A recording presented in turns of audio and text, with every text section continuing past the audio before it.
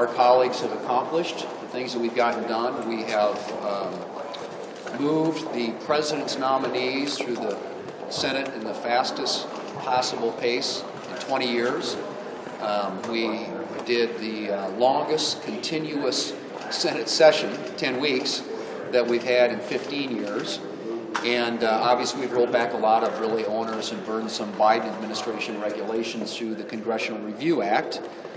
We passed Lincoln Riley, which the president signed into law, the halt fentanyl bill, same thing, and signed into law. Most important and consequential, I should say, pieces of legislation.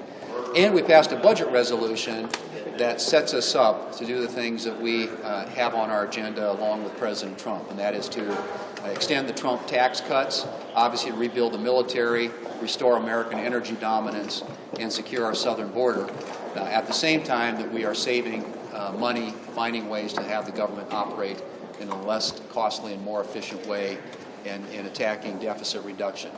So I'm hopeful that as we head into this week now, that the House will be able to act on the Senate budget resolution so we can get the reconciliation process started, which is where we actually do the hard work of ensuring that there isn't a $4 trillion tax increase on the American people at the end of the year, where we're actually building the wall and taking the steps to secure our southern border, where we're actually preparing our military to face any of the threats that they face in an increasingly dangerous world, and also lowering the cost of gasoline and other forms of energy in this country through the energy reforms that we intend to make. So we're excited about what we've gotten done so far, but we know there's a lot more work to do, and we intend to work closely with President Trump and his team, with our counterparts in the House of Representatives, as together we move forward with an agenda that is a good one for the American people and deliver on the mandate that we got in the election last November. Questions? Good afternoon.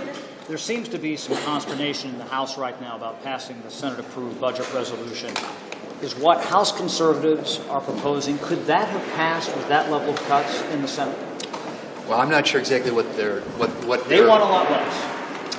They want a much lower or much higher. I said Meyer. Yeah. They want a much higher spending. Yeah. Well, cut. Yes. And part of what this is all about, obviously, is the Senate. We have different rules that govern and strict restrictions that are placed through the Byrd Rule on how we act through budget resolutions and ultimately budget reconciliation. And all we simply did was add the Senate basically priorities to the House passed legislation. So we didn't touch the instructions that the House gave. They can proceed with those. And as we get into the reconciliation process, we're going to be very committed to doing as much as we possibly can on deficit reduction. I think as you saw, there was a number in there. It was a $2 trillion number. The House was at 1.5 trillion when they went through their budget resolution process. But I think right now, in some ways, we're speaking slightly different languages because the House and the Senate operate in such different ways. But at the end of the day, what this does is it unlocks budget reconciliation and unleashes all the things that we want to accomplish on behalf of the American people.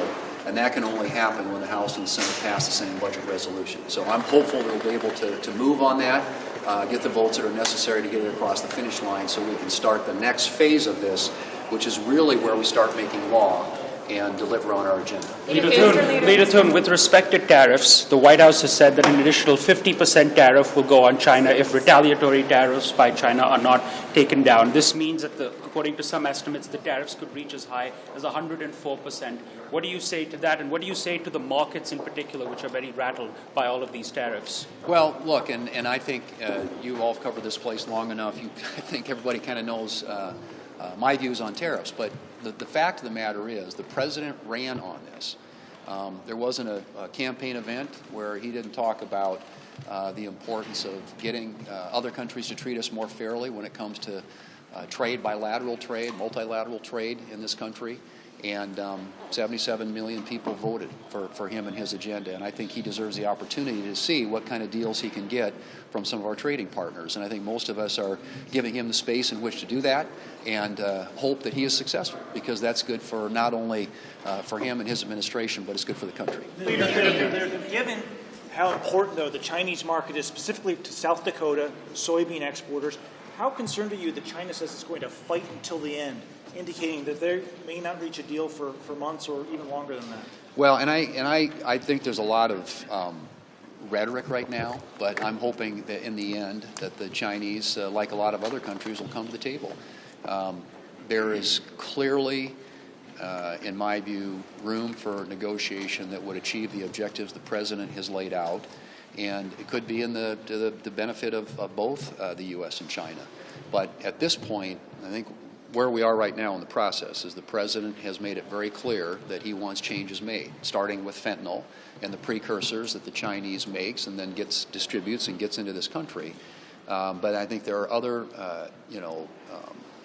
reciprocal type trading policies that could be implemented if the Chinese will come to the table and work with this administration. But I think you've got to give them room to do what they need to do. And, China right now, that's a lot of hot rhetoric, but they are very dependent upon the U.S. They need us as a market. Do you think Americans want to pay more in prices as a result of these policies? I think at the end of the day, and as I've said this before, and you asked the question about South Dakota and agriculture. Yeah, there are all kinds of implications. There are a lot of very intricate trading relationships that exist today across the world, and ultimately we don't know what the economic impacts are going to be. We hope that the President is successful, and if he is, and he gets some reciprocity from other countries around the world, this may all be temporary. It may be something that the administration ultimately, adopts a different policy with respect to individual countries that actually come to the table and work out deals. And if they do that, then ultimately I think that's a good thing for the American consumer. But obviously we're all paying attention, and I think the entire country is, to the implications of what's been proposed by the administration. And clearly we want to see an economy that's stronger and more robust, where you've got more jobs being created in this country, and the income gap in this country closing as we create better paying jobs in a lot of places around the country that have suffered as a result of the loss of the manufacturing base that we've had here for a long time. What do you make of the idea of raising taxes on the ultra rich, as Andy Harris in the House floated?